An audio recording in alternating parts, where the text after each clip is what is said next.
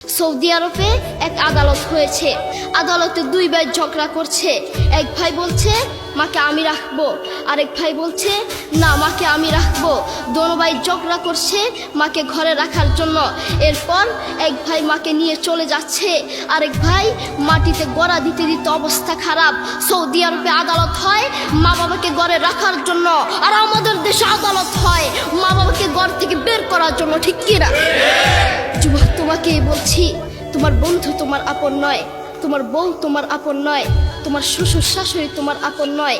এই পৃথিবীর বুকে আপন হলো তোমার মা এবং তোমার বাবা। করোনা আসার পরে প্রমাণ করে দিয়েছে কে আপন।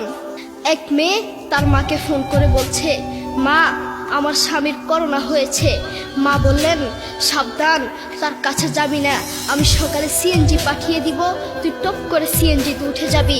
এটার নাম দুনিয়া, এটার নাম দুনিয়া।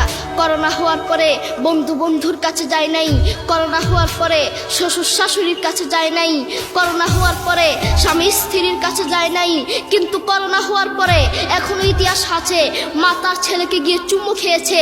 করোনা হওয়ার পরে এখনো ইতিহাস আছে বাবা তার ছেলেকে কাঁধে নিয়ে হাসপাতালে গিয়েছে, ঠিক কিনা?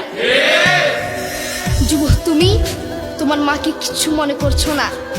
তোমার মাকে তুমি ঘর থেকে বের করছো। ছেলে বিদেশ থেকে এসেছে, এসে শ্বশুর বাড়িতে গিয়েছে, তারা তাকে উল্টাপাল্টা বুঝিয়েছে। এখন বাড়িতে এসে সে বলছে, মা তুমি আমার টাকায় খাও, আমার ঘরে থাকো, আবার আমার বউকে পিটাও। এই কথা শোনার পরে কি কোনো মার কলিজা আছে?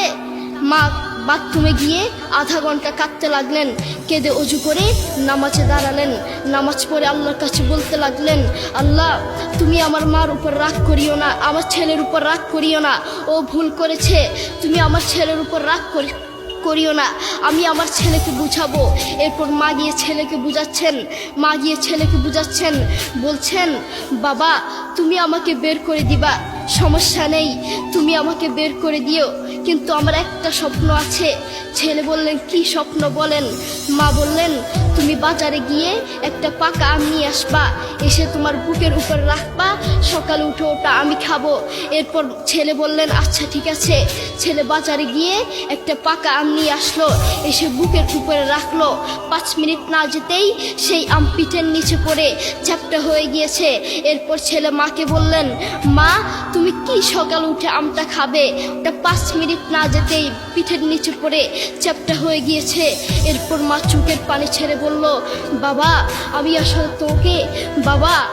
আসলে তোকে খাওয়ার জন্য বলি নাই, আমি আম খাওয়ার জন্য বলি নাই, আমি তোমাকে বুঝার জন্য বলেছি।